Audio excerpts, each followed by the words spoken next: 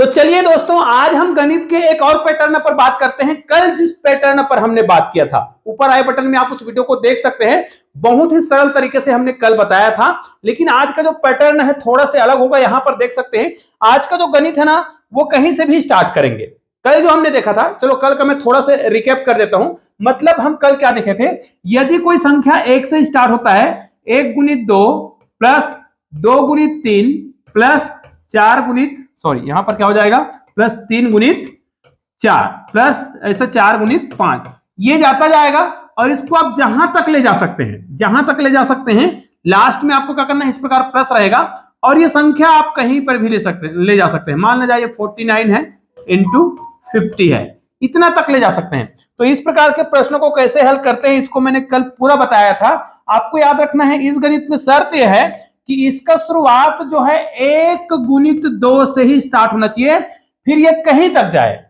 इन समस्त संख्याओं का यदि आपको योग निकालना हो, ठीक है, तो आपको क्या करना है, ये कल मैंने बताया था। आई बटन में उस वीडियो को आप देख सकते हैं। फिर भी इस वीडियो में छोटा सा बता देता हूं, लेकिन आज के वीडियो में हम ये नहीं पढ़ेंगे। आज हम पढ़ेंगे वो संख्या कहीं से भी स्टार्ट हो, जैसे 2 गुणित 3 या फिर 4 गुणित 5 से स्टार्ट हो, है ना, तो भी, लेकिन वो पैटर्न अलग होगा, ये वाला पैटर्न नहीं होगा। तो उसको हम कैसे करेंगे इस वीडियो में देखेंगे, आगे देखिएगा। और वो थोड़ा भिन्न वाला होगा, बटा वाला होगा, तो उसको बहुत सावधानी से आप लोग देख लीजिएगा, ठीक है।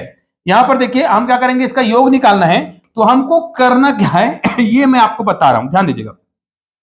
जब भी कोई संख्या 1 से स्टार्ट हो, 1 गुणित 2 से स्टार्ट हो, मतलब हर प्रश्न में 1 गुणित 2 से स्टार्ट हो, फिर वो कहीं तक जाए, इस प्रकार के जो प्रश्न है उनका योग कैसे निकालेंगे। तो ये इतना बड़ा संख्या होगा ना, तब भी निकाल सकते हैं। करना क्या है, जो लास्ट में संख्या दिया है उनको लिखिए। जैसे 49 गुणित 50 दिया था, उसके बाद यहां पर एक संख्या और लिख देना है। क्रमशः 3 संख्या लिख देंगे और भाग दे देंगे 3 से। यहां पर जो भी आएगा वही क्या होगा, आंसर होगा। गुना तो करना आएगा ही, आप लोग गुना तो आसानी से कर ही सकते हैं, इसलिए मैं गुना करने का पैटर्न नहीं बता रहा हूं। मतलब 1 गुणित 2 प्लस 2 गुणित 3, ये लगातार होना चाहिए। 3 गुणित 4 प्लस 4 गुणित 5, इस प्रकार होना चाहिए। अब इन समस्त संख्याओं का योग आपको निकालने के लिए कहा जाए, बस शुरुआत 1 गुणित 2 से होना चाहिए। बाकी यहां पर जहां तक जाए, तो लास्ट वाले संख्या को पकड़िए, 4 गुणित 5 गुणित 6, इसको भाग देना है 3 से हर बार। 3 दूनी 6, अब 5 चौक 20 और 20 दूनी 40। इन समस्त संख्याओं को आप लोग जोड़कर देख लीजिएगा, अलग अलग करके टोटल योग कितना आने वाला है, 40 आने वाला है। ये तो हो गया पैटर्न पहला वाला, जिसको हमने कल बताया था। आज मैंने थोड़ा इसको रिवाइज कर दिया है।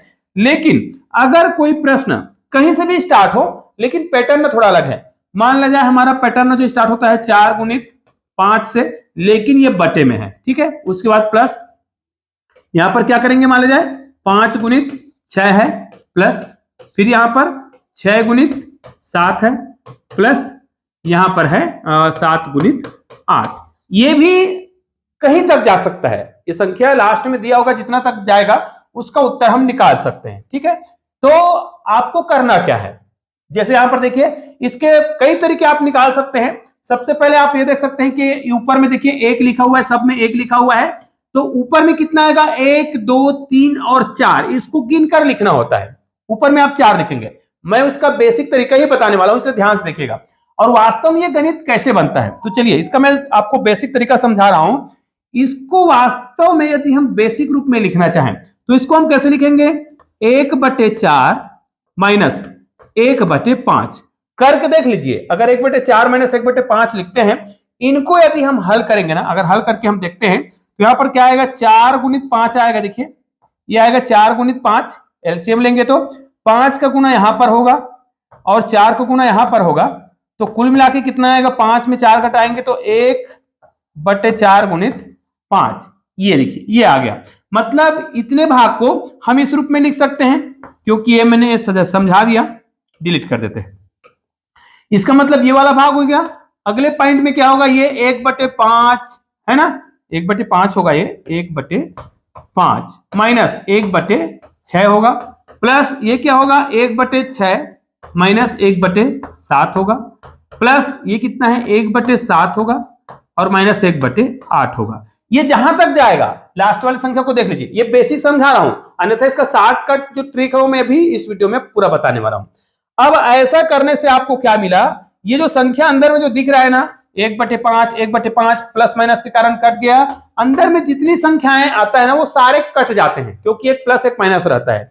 लास्ट में आपके पास क्या बच जाता है, देखिए लास्ट में आपके पास केवल बच गया है, ये देखिए इधर 1/4 बचा है और माइनस में 1/8 बचा है। देखिए लास्ट में लास्ट के पद और शुरू के पद, तो शुरू वाले प्लस बचता है और आखिरी वाला माइनस में बचता है। तो इन दोनों को आप जब हल करेंगे, इसका मैं शॉर्टकट तरीका अभी बताने वाला हूं, वीडियो को पूरा देखिएगा। तो इसको हल करेंगे तो देखिए नीचे का तो गुना हो जाएगा, या फिर 4 गुणित आप 8 लिख दीजिए, 4 गुणित 8, फिर 8 का गुना 1 से होगा तो 8 होगा, 4 का गुना 1 से होगा 4 होगा। हल करेंगे तो कितना आएगा, इसमें घटा देंगे तो 4/4 गुणित 8 इस प्रकार आएगा।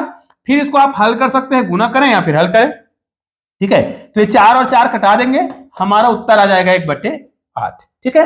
अब इसको शॉर्टकट में डायरेक्ट उत्तर कैसे लिखते हैं, ध्यान दीजिए। अब डायरेक्ट उत्तर लिखने का तरीका ही बता देते हैं आपको, ठीक है। डायरेक्ट उत्तर कैसे लिखा जाता है, इसको हल करने का सबसे सरल तरीका भी आपको बता रहा हूं।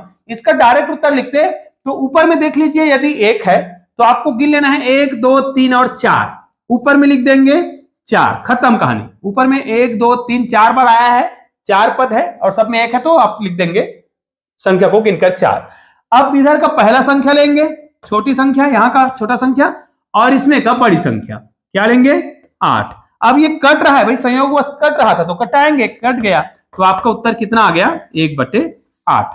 तो ये हमारा बेसिक ट्रिक हो गया, शॉर्टकट तरीके से आप इस प्रकार के प्रश्नों को बना सकते हैं। चलिए हम और भी कोई प्रश्न लेकर आपको बता रहे हैं। मान लीजिए हमारे पास यहां पर कुछ प्रश्न है, 3 गुणित 4 प्लस 4 गुणित 5 प्लस 5 गुणित 6 प्लस 6 गुणित 7 प्लस 7 गुणित 8 प्लस 8 गुणित 9, ऐसा दिया हो, ये कितने तक भी हो। अब अगर आपने इसका बेसिक तरीका समझ लिया है तो इसको हम दो भाग में तोड़ेंगे तो अंदर के सारे पद जो है क्या हो जाते हैं, टूट जाते हैं। अर्थात ये 1/3 माइनस 1/4 प्लस 1/4 माइनस 1/5, ऐसा हम लिखते जाएंगे तो 1 + 1 माइनस करके ऐसा होता जाएगा।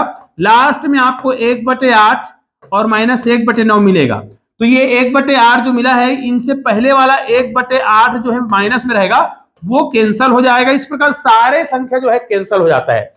आपके पास लास्ट में प्रथम के छोटे अंक बचते हैं, छोटी संख्या, तो 1/3, और लास्ट का जो बड़ा है मतलब 1/9 इतना बचता है। और इतने को हल करेंगे तो आपको उत्तर कहां से मिलेगा, ये ऊपर में जो संख्या दिख रहा है उसको गिन लीजिए, 1 2 3 4 5 6, ठीक है 6, अर्थात यहां पर ऊपर में 6 आएगा और नीचे में जो संख्या है अर्थात ये छोटी संख्या 3 और ये बड़ी संख्या 9, 3 और 9 को आपको क्या कर देना है, गुना कर देना है और आपका उत्तर हो गया।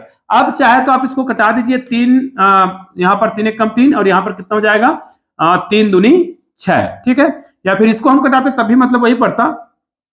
तो हमारे पास यहां पर क्या बच गया 2/9, ये टोटल आंसर है, कुल मिला के आंसर आ चुका है। इस प्रकार आप आंसर ला सकते हैं। तो मैंने यहां पर आपको केवल और केवल बेसिक तरीका बताने का प्रयास किया है, क्योंकि कई लोग इसका शॉर्ट ट्रिक को कैसे आया ये नहीं समझ पाते हैं। मतलब बेसिक कॉन्सेप्ट समझना बहुत जरूरी है। तो निश्चित रूप से आज मैंने जो भी गणित बताया है वो बेसिक तरीके से बताया है, और इस प्रकार के जो प्रश्न है वो कंपटीशन एग्जाम में पूछे जाते हैं। इसलिए मैं इस प्रकार के वीडियो बनाते रहता हूं ताकि हम किसी क्लास में बच्चों को भी समझा सकें और कंपटीशन एग्जाम में हमको इस प्रकार के जो प्रश्न है वो सरल लगे।